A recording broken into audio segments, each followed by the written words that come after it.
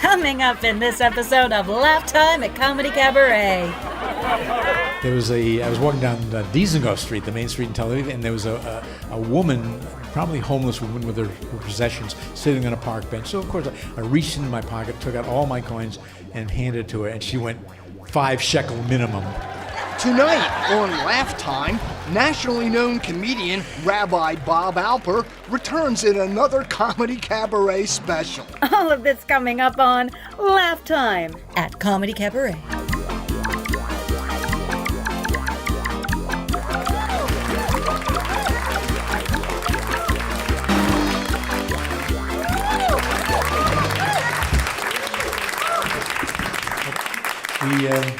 We moved to Vermont in 1990. I absolutely love living there. It's a wonderful place. One of the things you can do if you live in Vermont is ski during the weekdays. And I would do that all the time. And if you're by yourself, you have to identify yourself so you can pair up on the lift. So I skied up one time. I said, "Single, single."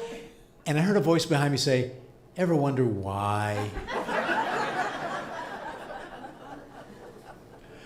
When we first moved there, we bought a house up on a hill, and there was a neighbor about a mile down he was not very friendly, and that upset me.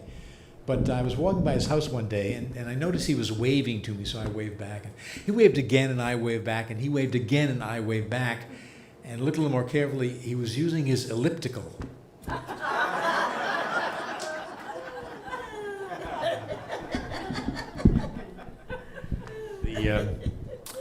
The year-round Jewish population of Vermont is around 10,000. During the ski season, that number rises to 1.7 million. So we love to ski. We have stories that we love to share, told by an author. His name is Walter Hard, lived during the 50s and told great stories about little towns in Vermont. The one I love most talks about a place where, after the war, people started building vacation homes and moving to the town. And there was a church that hadn't been used for 20 or 30 years, but the summer people reopened it and held services. Then at a certain point they decided they really would like to call people to prayer by ringing the church bell. But, they were sensitive to the year-round people, so they had a town meeting. That's how we make decisions in Vermont. And everyone was fine with the idea until the very end, when the oldest woman in town stood up and spoke for the first time. She said the last time that bell tolled was to announce the death of our beloved president, Calvin Coolidge. To hear that sound once again would simply be too painful, so I'm against it. And then she sat down, and then she stood up and said, or maybe it was Harding.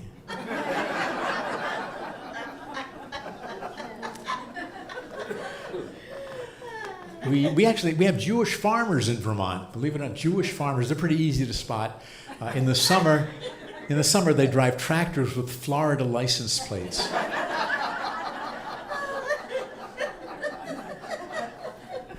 And we're very proud of our state university. I found at the University of Vermont, apparently Hebrew, Russian, and German are all located in the same building. It's called the Department of Semitic and Anti-Semitic Languages.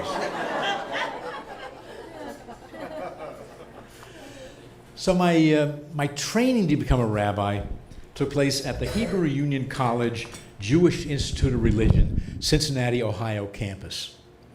So you can probably understand why we never had any athletic teams. Because there's no way you could cheer for a team with a name like that. Can you imagine?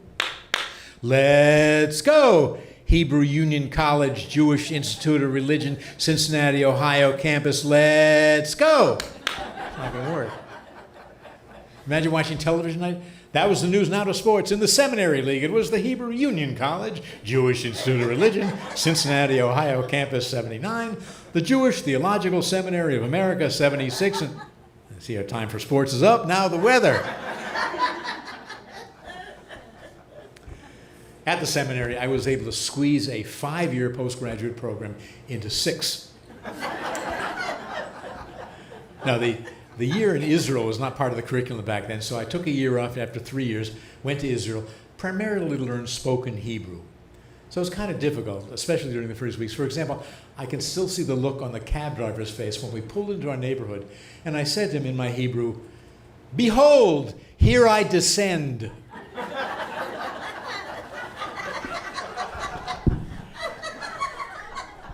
Had to call our landlord and explain we were receiving bills for the previous tenant. I wanted to say to him, "Anachnu mekablim cheshbonot." We receive bills. He said, "Ma? What?"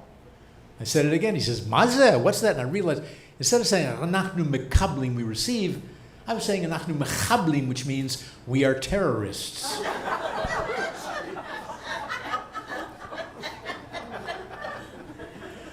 So I was walking down Dizengoff Street, the main street in Tel Aviv, and there was a woman, probably homeless woman with her possessions, sitting on a park bench. So of course I reached into my pocket, took out all my coins, and handed it to her, and she went, 5 shekel minimum.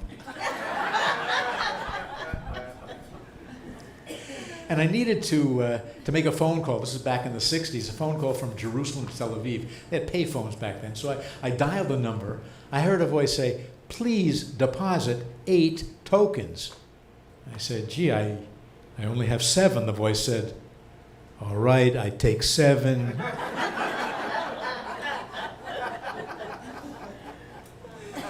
And we are very active, involved in the Israel Guide Dog Center, which is centered in Warrington. But it's a center in Israel. I officiated the wedding of the couple who founded it. I've been involved ever since then. They now produce 150 dogs every year. It's a marvelous institution. And one of the things they do is if you donate a certain amount of money, you can name one of the dogs, which we did. So I was visiting there, and I saw the litter. They're just adorable. There was Ricky, Penny, Dennis, Robin, and Rabbi Dr. Robert A. Alper.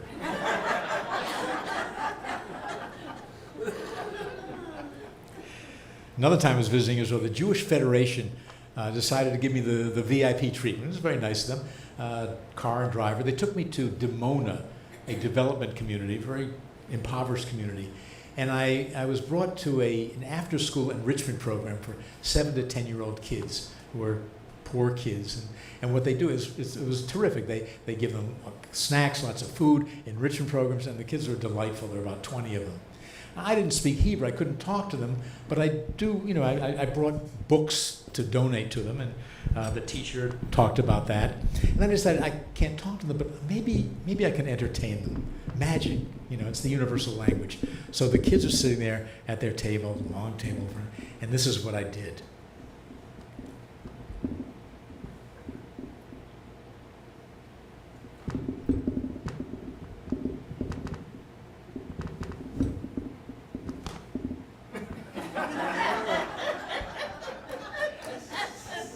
So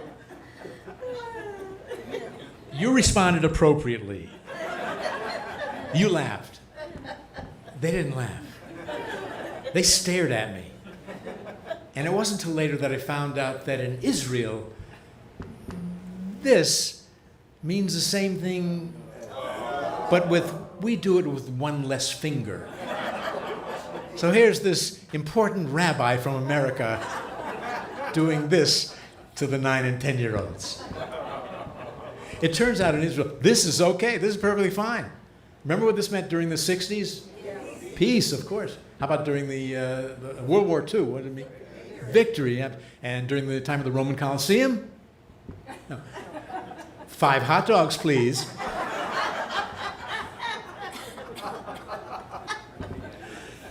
So my first congregation was in Buffalo, New York.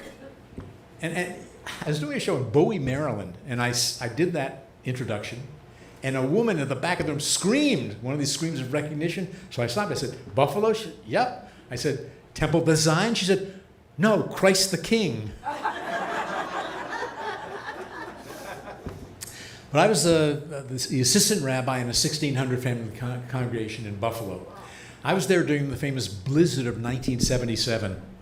It began snowing on a Friday morning. I drove downtown to the synagogue. It snowed all morning, all afternoon, all evening. That night I conducted Sabbath services for the maintenance man. Couldn't get out that night, couldn't get out the next morning. Finally, the next afternoon, I was able to slowly make my way home. It was during those 30 hours trapped in the synagogue that I learned the true meaning of the words, and I shall dwell in the house of the Lord forever. I was the assistant rabbi. The senior rabbi, during my first weeks there, took me around, showed me where to park my car at the hospitals, how to make a visit. As we were approaching the room of one of our congregants, we could see from a distance, apparently he was feeling better because he was standing by the side of his bed using a portable urinal. We moved out of his line of sight, waiting for him to finish. And as we stood in that hallway, I'll never forget the words of my senior rabbi, my mentor. He put his arm around my shoulder and said to me, "Oh God, when we get into this guy's room, he's going to want to shake our hands."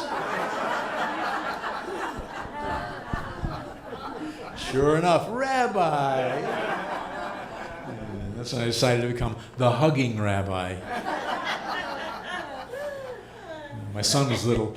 He was in kindergarten, and the teacher told me she invited the Jewish father of one of the other kids to talk about holidays. At a certain point, he said, "Now, how many know what Hanukkah is?" And Zach waved his hand and said, "Of course I know what Hanukkah is. My dad owns a temple." So actually, I didn't. And after 6 years, it was time to move on, time to find my own congregation, a solo pulpit, we call it. I announced what was happening, and people were upset. One guy was particularly sad. He told me so. I said, "Believe me, the next rabbi will do a better job than I did." He said, "I don't know, Bob. That's what they told us the last time."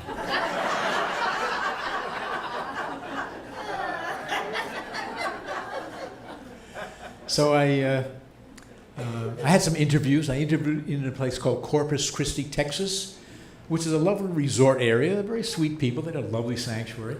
I knew this was not the place for me, though, when I was leaving, and the members of the selection committee stood in the airport yelling, "Bye-bye, Rabbi!" These are not my people.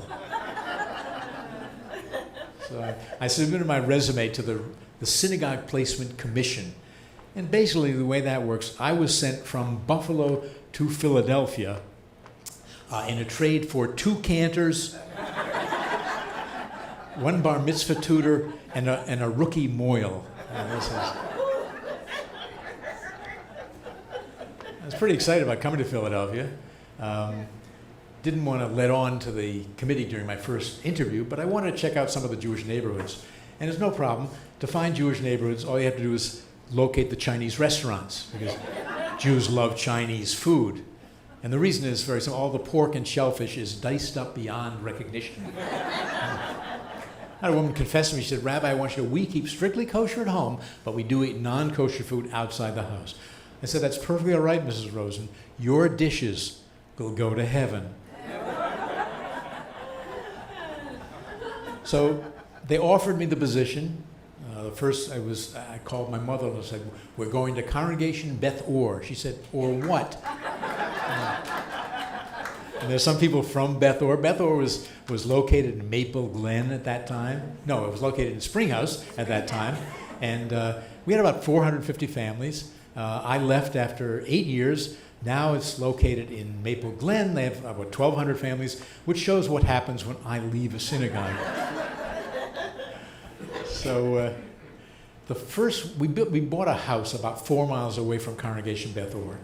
But just down the street from us was a conservative synagogue. We were Reform, a conservative synagogue, Temple Sinai. Our first week, a letter came addressed to Mr. and Mrs. Robert Alper, asking us if we would like to join our neighbor, Temple Sinai. I wrote back on plain stationery. I said, "Thank you for your kind invitation, but we couldn't consider doing that." I said, "Because my wife has informed me that she is passionately in love with the new rabbi at Beth Or."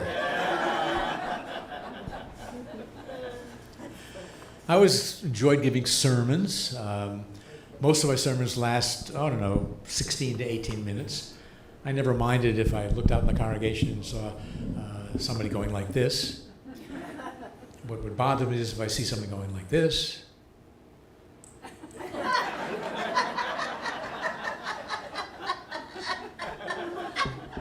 A woman came up to me one time. She said, "Rabbi, your sermon was absolutely superfluous." I said, "Thank you. Some of them will be published posthumously." She said, "Wonderful. I can't wait."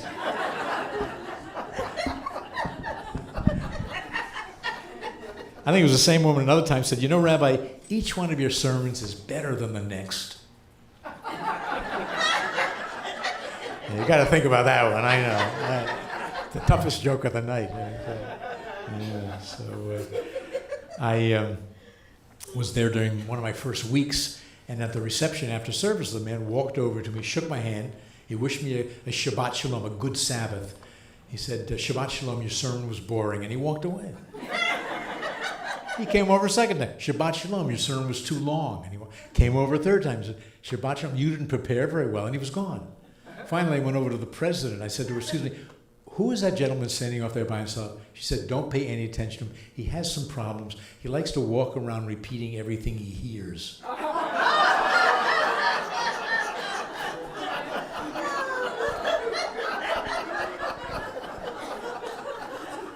And I think it must have been the teenagers did this. I walked into the men's room, and on the electric hand dryer that blows hot air, someone had put a little yellow Post-it note reading, "Press here for a message from the rabbi."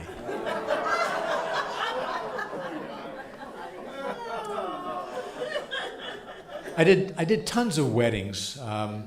The worst weddings, and probably you've experienced it, the worst weddings are the outdoor summer events in Philadelphia. I mean, come on. People select the location in the winter or spring, and they don't remember what it's like in July in Philadelphia. I had one wedding, it was 99 degrees out. Everyone stayed in the air-conditioned reception room at the very last moment. When it was time to begin, first the ushers escorted all the elderly people out, which they did as kind of a courtesy so the older folks could spend just a little extra time in the heat and humidity. Everyone else came out. The couple dragged themselves down the aisle. When they reached me, the bride looked at me imploringly. She said, "Rabbi, it's so hot. Could you please make it a quick ceremony?" I said, "Do you both want to be married?" They said yes. I said, "You are."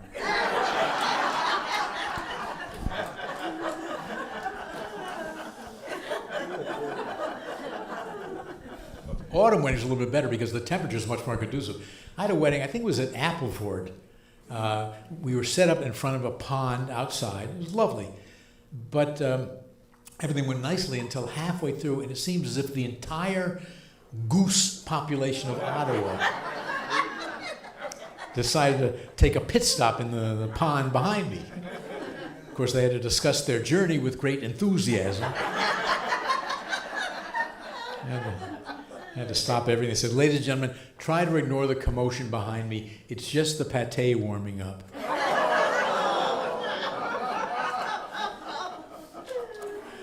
I had a groom who was particularly nervous, and at a certain point I said, "Phil, would you please face Nancy and recite the vows?" And he went,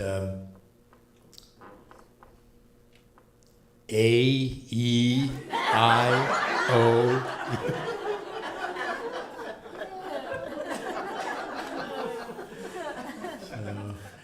I know a lot of people meet through websites and personal ads, and they work. My cousin was in his late 50s, never married, and he's married now to a lovely woman for 10 years who is also in her late 50s and never married. She had sworn off personal ads. She had lots of negative experiences. But just for fun, one day she looked and she saw an ad, which was his ad, and she responded, and they've been married for 10 years. What did the ad say? It said, "Man with everything seeks penicillin."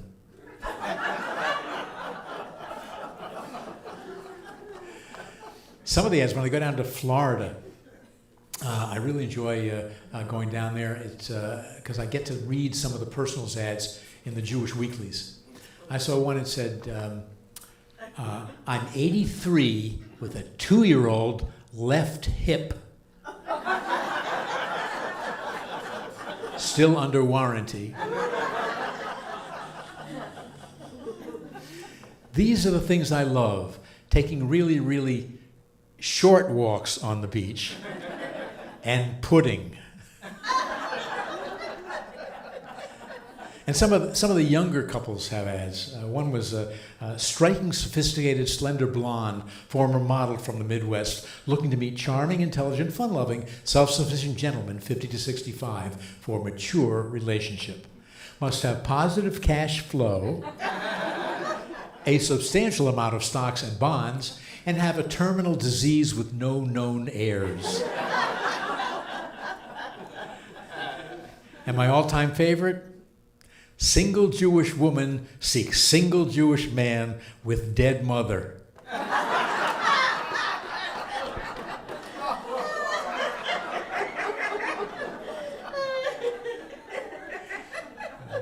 was leaving a funeral home one time when a man came up in the parking lot and I said, "Rabbi, your eulogy for my aunt was wonderful. She would have loved it. To think what a shame she missed it by just 2 days." I was at my office one time, the phone rang, was, "Rabbi, how long after my husband's funeral must I wait before I can start dating?" There was a knock at the door. I said, "Just a minute." She said, "Thank you," and she hung up.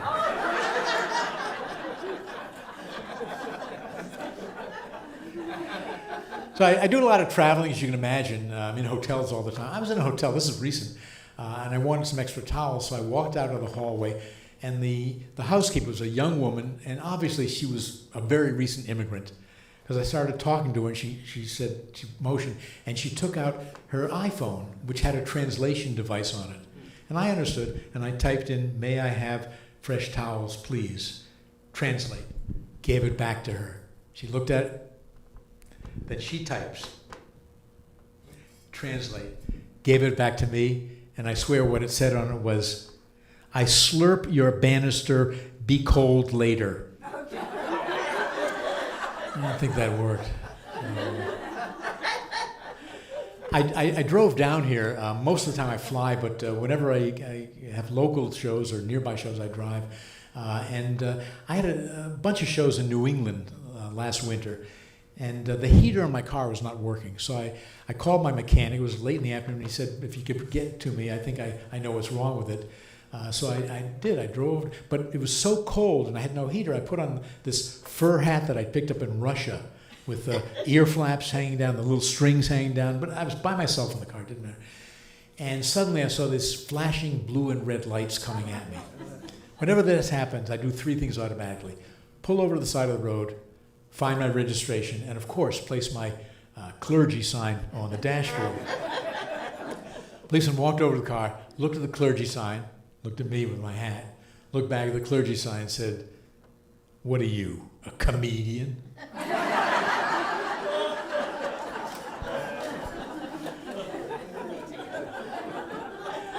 I was doing a show in Oklahoma, driving from Tulsa to Stillwater. Had a show at Oklahoma State University. And apparently it was Clergy Appreciation Month down there because all these little churches by this side of the road had these large electric portable billboards reading, "We love you, Pastor Ruth. Pastor Rick, #1 in our hearts." And I thought, Jews wouldn't do that. But if we did, it would say something like, "Rabbi Chuck has great potential."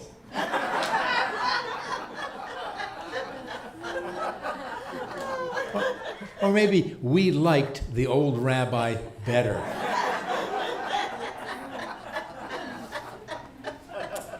When I fly, it's usually out of Albany. Albany is about an hour and 25 minutes from my house.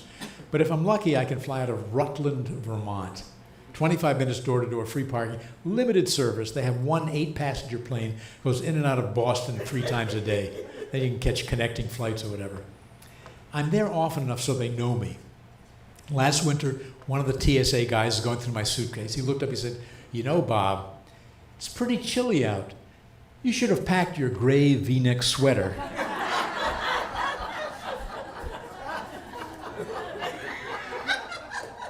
They have a little seating area. I was there and heard an announcement. "Flight 64 is ready for departure. We'll now be boarding Bob."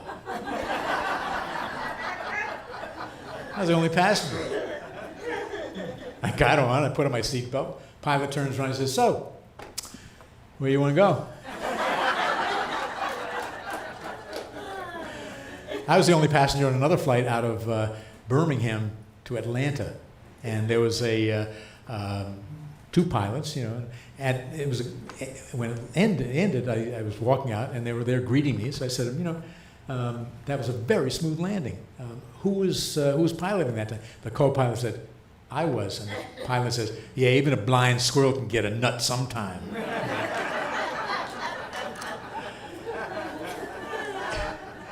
And I will never ever again fly Aero Mexico. I was on a plane. We went down to Cancun on vacation. On the way home, for the entire flight, nauseated people kept running up to me. And the reason was just before we took off, the flight attendant announced, for air sickness, take a bag from the seat pocket in front of Jew.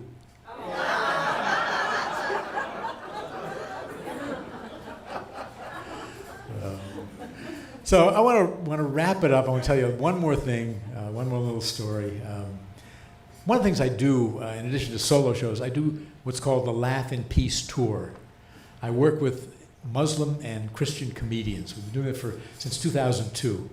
A lot of colleges, universities, synagogues, churches, mosques, the World Bank, the Clinton Presidential Library, Chautauqua Institution, all kinds of places. And it's really we just did 3 shows at the Triad Theater in New York a few months ago. I love working with these people, and it's a lot of fun. One of the guys I did a whole bunch of shows with, his name is Mo Amer. Some of you might know the name Mo Amer because he has not 1 but 2 Netflix specials. He had one of the highest rated shows, 8-part series on Netflix called Mo. It's coming back about a Palestinian refugee trying to get his citizenship. It's wonderful. He's in movies. He's soared. He's amazing, and I'm working with another guy who's just as good, named Gibran Saleem. But I just want to end by telling you a quick story about working with Mo. We did a show at Congregation Kol Ami in White Plains, New York. And as we were driving back to the hotel, Mo said, by the way, Bob, I meant to ask you, what does Kol Ami mean? I said, well, it's Hebrew. It means voice of my people. He said, oh, because in Arabic it means eat my uncle. Thank you very much. You've been a wonderful audience. Thank you. Thank you. Thank you.